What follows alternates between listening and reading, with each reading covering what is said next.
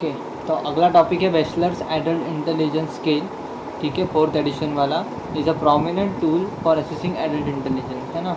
ये एक ऐसा टूल है जो एडल्ट इंटेलिजेंस को असेस करता है। ठीक है, बैचलर्स एडल्ट इंटेलिजेंस स्केल ये किसने डेवलप किया था? डेविड बैचलर ने। ठीक है, और कब? 1955 में। ठीक है, बैचलर एडल्ट इंटेलिजेंस स्केल जो एडल्ट इंटेलिजेंस को असेस करने वाला एक टूल है। ठीक है, जो कि डेविड बैचलर ने डेवलप किया था। और कब किया था? 1955 में। ठीक है, और इसके बहुत सारे रिविजन्स हुए। ठीक है, जैसा इसमें लिखा है। The 4th edition release in 2008 assesses cognitive abilities in individuals age 16 to 90 years. ठीक है, इसका 4th जो एडिशन है, 4था एडिशन जो है वो 2008 में आया था। ठीक है, और ये क्या करते हैं? कॉग्निटिव एबिलिटीज़ किस में देखता है? 16 से लेकर 90 ईयर्स के इंडिविजुअल्स में देखता है। Base measure general intellectual functioning through full scale IQ score. ठीक है, ये इसका स्ट्रक्चर है। द बेस मतलब तो bachelors adult intelligence scale 4th जो है मेजर करता है general intellectual functioning through full scale IQ score. ठीक है, फिर इसमें क्या क्या है? It is derived from 4 major cognitive scales. ठीक है, इसमें 4 मेजर कॉग्निटिव स्केल्स है। ठीक है, तो वो क्या क्या है? Verbal comprehension scale, perceptual reasoning scale, working memory scale और प्रोसेसिंग स्पीड स्केल। क्या क्या क्या है? Verbal comprehension scale, perceptual reasoning scale, working memory scale और प्रोसेसिंग स्पीड स्केल। ठीक है, each scale includes multiple subtest that evaluate different cognitive aspects, है ना। हर स्केल जो है वो मल्टीपल सबटेस्ट भी इंक्लूड करता है, उसमें भी बहुत सारे सबटेस्ट है। ठीक है, जो कि अलग अलग कॉग्निटिव एस्पेक्ट्स को इवेल्यूएट करते हैं। ठीक है, देखते हैं। फिर अब इतना हो गया, उसके बाद फिर अपने को देखना है उसमें वर्बल कंप्रहेंशन स्केल क्या है। ठीक है, तो वर्बल कंप्रहेंशन स्केल का पर्पस देखते हैं पहले। तो वर्बल कंप्रहेंशन स्केल जो है असेस करता है individuals ability to think understand use and think with words, है ना। तो ये क्या करता है? एक इंसान की एबिलिटी को समझता है कि वो कितना समझ पाता है चीज़ों को, कितना अच्छे से उनको यूज़ कर पाता है और कितना अच्छे से सोचता है अगर उसको वर्ड्स वो दिए जाए। ठीक है, तो बेसिकली वो वर्ड्स का नॉलेज चेक करता है। It reflects verbal knowledge, reasoning and expression closely related to crystallize intelligence. ठीक है, तो वो क्या क्या चेक करते हैं कि वर्बल नॉलेज कैसा है, रीजनिंग कैसे करता है इंसान। ठीक है, उसकी रीजनिंग एबिलिटीज़ क्या है, और एक्सप्रेशन वो कैसे एक्सप्रेस करता है चीज़ों को, closely related to crystallize intelligence, है ना। वो ज़्यादा से ज़्यादा क्रिस्टलाइज इंटेलिजेंस के साथ रिलेट करता है। ठीक है, फिर अभी की सब टेस्ट क्या है VCS में, वर्बल कंप्रहेंशन स्केल में? तो सिमिलैरिटीज़ है। ठीक है, measures abstract verbal reasoning by comparing 2 different things, है ना। पहला क्या है? सिमिलैरिटीज़, जिसमें वो वर्बल रीजनिंग किससे करता है कि 2 चीज़ें वो देता है। ठीक है, तो वो 2 चीज़ों को, डिफरेंट चीज़ों को कैसे कंपेयर करता है। ठीक है, उसको बोलते हैं सिमिलैरिटीज़ वाला वो। ठीक है, फिर वोकेबलरी में क्या है कि assess word knowledge and verbal concept formation through definition, है ना। कि वो लोग डेफिनेशंस को कितना अच्छे से समझ पाते हैं ना, उनका वर्ड नॉलेज कैसा है। ठीक है, और कितना अच्छे से वो कंसेप्ट फॉर्मेशन कर पा रहे हैं ना, कितना अच्छे से उनको कंसेप्ट समझ रहा है, तो वो वोकेबलरी होगा। फिर इन्फॉर्मेशन में क्या है? Evaluate general knowledge about the world, facts and culture, है ना। उनको कितना पता है चीज़ों के बारे में, वर्ल्ड के बारे में, फैक्ट्स, कल्चर, ये सारी चीज़ें कितना उनको पता है, इन्फॉर्मेशन। ठीक है, फिर उसके बाद आता है कंप्रहेंशन, ऑप्शनल है ये, कि उसमें measures understanding of social norms and practical judgement. उनको सोशल नॉर्म्स और प्रैक्टिकल जजमेंट के बारे में कितनी अंडरस्टैंडिंग है वो कंप्रहेंशन में पता चलता है। ठीक है, तो क्या क्या है सब टेस्ट? सिमिलैरिटी, जिसमें 2 चीज़ों को वो लोग कंपेयर करते हैं, तो उनका वो अब्स्ट्रैक्ट वर्बल रीजनिंग कैसे वो पता चलता है।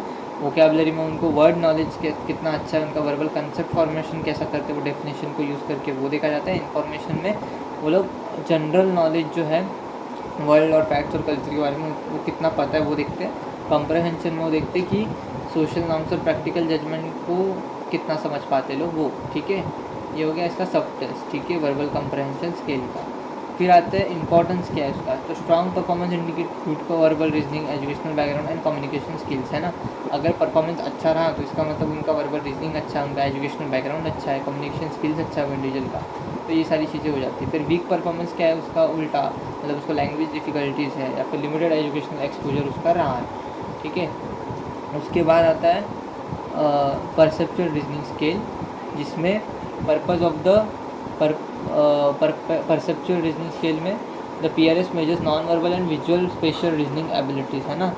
ये परसेप्चुअल रीजनिंग स्किल जो है वो नॉन वर्बल और विजुअल स्पेशल रीजनिंग एबिलिटीज़ को देखता है। It evaluates how well an individual can interpret and organise visual information to solve problem, है ना।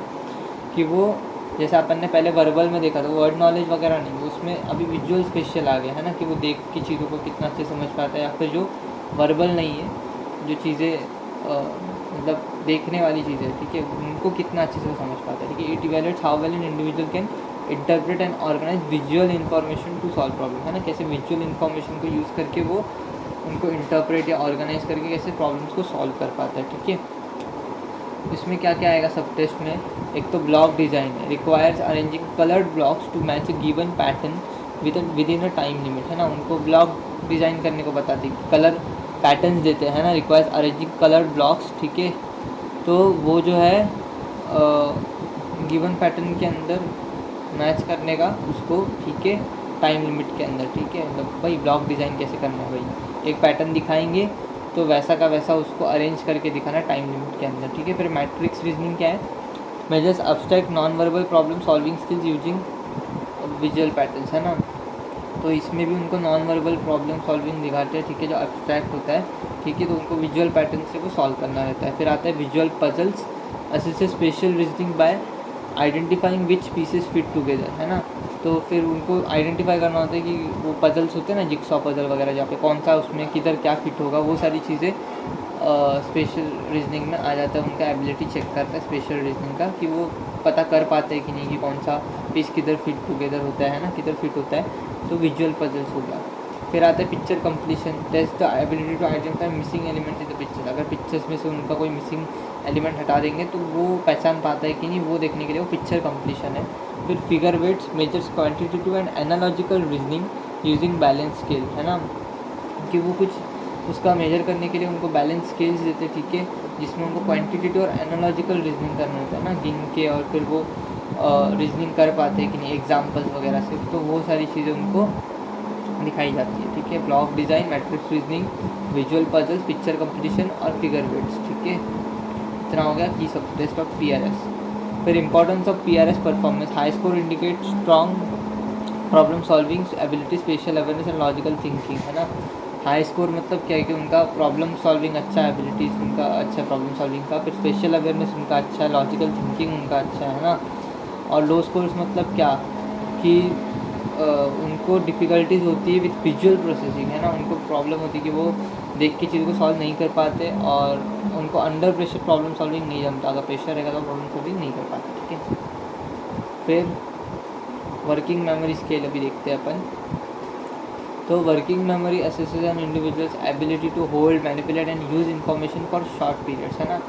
कम से कम टाइम में जितना इन्फॉर्मेशन वो स्टोर कर पाते हैं, ठीक है, और उसको होल्ड करके मतलब मैनिपुलेट कर पाते हैं, तो वो वर्किंग मेमोरी में आ जाता है। बेसिकली वर्किंग मेमोरी का डेफिनेशन ये है कि वो इंडिविजुअल एबिलिटी क्या है, कि वो होल्ड कर पाता है कि नहीं वो इन्फॉर्मेशन को अच्छे से, और फिर होल्ड करने के बाद उसको मैनिपुलेट कर पाते हैं कि नहीं, फिर यूज़ कर पाते हैं कि नहीं उस इन्फॉर्मेशन को। वो सारा चीज़ें मिलके वर्किंग मेमोरी बनता है।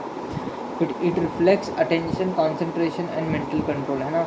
वो बताते हैं कि वो इंसान को कितना ध्यान अच्छे से फिर कॉन्सेंट्रेट कर पाता है कि नहीं। फिर उसका मेंटल कंट्रोल कैसा है, crucial for learning and decision making, जो कि ज़रूरी है अगर उसको कुछ चीज़ें सीखनी है और डिसीजंस लेना है तो, ठीक है। फिर इसमें क्या क्या आता है कि सब टेस्ट क्या क्या है डिजिट स्पैन है, अरिथमेटिक है, और लेटर नंबर सीक्वेंसिंग है। डिजिट स्पैन माने क्या है, involves repeating numbers in the same order. वो सेम ऑर्डर में नंबर्स को रिपीट कर पाते हैं कि नहीं, रिवर्स ऑर्डर में नंबर को रिपीट कर पाते हैं कि नहीं, और सीक्वेंशियल ऑर्डर में मतलब उनको कुछ देंगे ऐसा नंबर, ठीक है, तो वो उस ऑर्डर में वो लोग फॉलो कर पाते हैं कि नहीं, ठीक है। तो अगर उनके सामने कोई भी ऐसा नंबर दे दिया 7, 8, 9, 10, 11 ऐसा जो भी कुछ भी दिया, तो वो सेम ऑर्डर कितना वो लोग ज़्यादा देर तक मतलब रिपीट कर पाते हैं, वो सारी चीज़ें। भाई रिपीट सेम ऑर्डर में हो गया, फिर सेम टू सेम, और रिवर्स ऑर्डर मतलब वो अगर उनको 7, 8, 9, 10, 11 बोलता है तो 11, 10, 9, 8, 7 ऐसा उल्टा, ठीक है। सिक्वेंशियल मतलब उनको जो बोलेंगे कि ये वाला ही नंबर ही बता ऐसा, तो वो सिक्वेंशियल ऑर्डर में। फिर एरिथमेटिक में क्या आता है, measures math, mental math ability, attention and working memory under time constraints, है ना। उनकी मेंटल मैथ एबिलिटी के लिए उनको कुछ टेस्ट दे देंगे, है ना, मेजर करने के लिए कि कुछ सम्स वगैरह दे दिया, ठीक है। और अटेंशन वगैरह कैसे कितना उनका अच्छा है वगैरह, तो ये सारी चीज़ें वो वर्किंग मेमोरी की वो मेजर करते हैं टाइम लिमिट के अंदर, ठीक है। फिर लेटर नंबर सीक्वेंसिंग मतलब क्या, requires recalling and organising a mix sequence of letters and number, है ना। उसमें वो लोग क्या बोलते हैं कि उनको लेटर्स और नंबर देंगे जो कि मिक्स वगैरह करके दे देंगे, तो उनको फिर वो रिकॉल करना रहता है ऑर्गेनाइज करके, ठीक है। फिर आता है इम्पोर्टेंस ऑफ WMS परफॉर्मेंस, ठीक है, जिसमें बताते हैं वर्किंग मेमोरी स्केल परफॉर्मेंस जो अपने को है, ठीक है। उसमें उसका इंपॉर्टेंस क्या है कि वो स्ट्रॉन्ग वर्किंग मेमोरी इंडिकेट करता है, गुड फोकस है, कॉग्निटिव फ्लेक्सिबिलिटी है, प्रॉब्लम सॉल्विंग एबिलिटीज उसकी अच्छी है, ठीक है।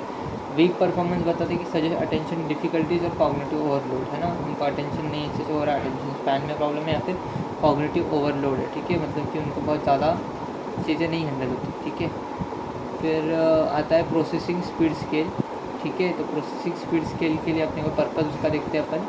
The processing speed scale evaluates how quickly and accurately an individual can process simple visual information, है ना, कितना अच्छे से और कितना फटाफट वो किसी भी चीज़ को कर पाता है, ठीक है। अपन ने पहला जो देखा वो वर्बल था, जिसमें उसका वर्बल नॉलेज वगैरह देखते हैं, रीजनिंग एबिलिटीज़ वगैरह देखते हैं, ठीक है, कि वर्ड वगैरह का नॉलेज कितना है, ये सारी चीज़ें। फिर नॉन वर्बल के लिए अपन ने वो देखा था परसेप्चुअल स्पीड स्केल, है ना, स्पीड नहीं सॉरी परसेप्चुअल क्या था वो, एक मिनट, परसेप्चुअल रीजनिंग स्केल, है ना, वो अपन ने देखा था कि वो ये था नॉन वर्बल और विजुअल स्पेशल रीजनिंग एबिलिटीज देखता था, ठीक है। फिर अपन ने वर्किंग मेमोरी देखा और अभी हम देख रहे हैं प्रोसेसिंग स्पीड स्केल, ठीक है। वर्किंग मेमोरी में अपन ने कितना अच्छे से वो होल्ड कर पाता है, उस चीज़ों को मैनिपुलेट कर पाता है और यूज़ कर पाता है तो कम से कम टाइम में वो। और प्रोसेसिंग स्पीड स्केल में हम देख रहे हैं कि कितना क्विकली और एक्यूरेटली वो इंडिविजुअल प्रोसेस कर पाते हैं सिंपल विजुअल इन्फॉर्मेशन को, जो चीज़ें देख के समझ आती है वो चीज़ों को फटाफटली वो कैसा मतलब फटाफट से कैसे वो करता है, ठीक है। Skill is essential for efficient learning, problem solving and daily functioning. और डेली फंक्शनिंग और मतलब रोज़ जो कुछ करना रहता है उसके लिए वो कैसा प्रॉब्लम को सॉल्व करता है और एफिशिएंटली कितना अच्छे से सीख पाता है, वो सारी चीज़ें। इसमें क्या क्या आएगा, कोडिंग, सिम्बॉल सर्च और कैंसलेशन, है ना, ये उसके सब टेस्ट है।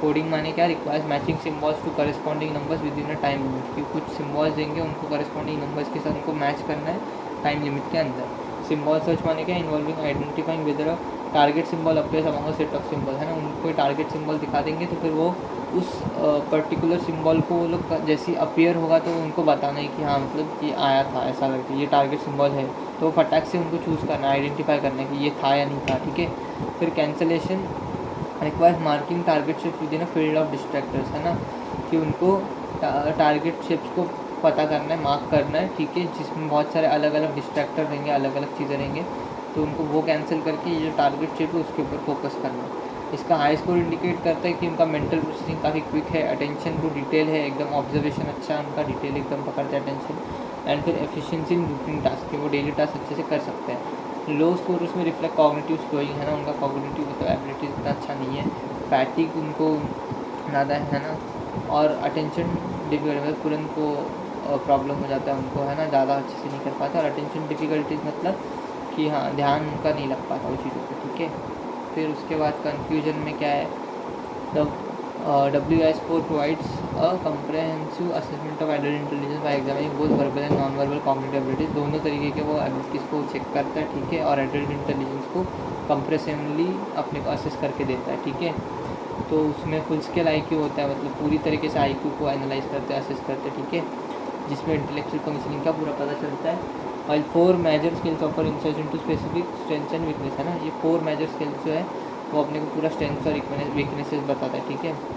एप्लीकेशंस क्या है कि ये क्लिनिकल, एजुकेशनल, ऑक्यूपेशनल सेटिंग में यूज़ हो सकता है, ठीक है, मतलब होता ही है ऑफकोर्स, हाँ। It helps assess cognitive strengths, diagnose learning disabilities and guide intervention strategies. उससे क्या होता है, कॉग्निटिव स्ट्रेंथ्स पता चलते हैं, अगर लर्निंग डिसेबिलिटीज है तो वो डायग्नोस होते हैं, और इंटरवेंशन स्ट्रैटेजीज भी हम उसको दे सकते हैं कि उसका पता चल जाएगी कौन सी इसमें खराबी है, तो अपन उसको वैसा ट्रीट करके दे सकते हैं। Structured approach ensures a reliable and valid evaluation of adult intelligence, making it valuable to in psychological, मतलब रिलायबल और वैलिड है वो इंटेलिजेंस के लिए, तो उसको अपन यूज़ करना है। वही है बात, खत्म, थैंक यू।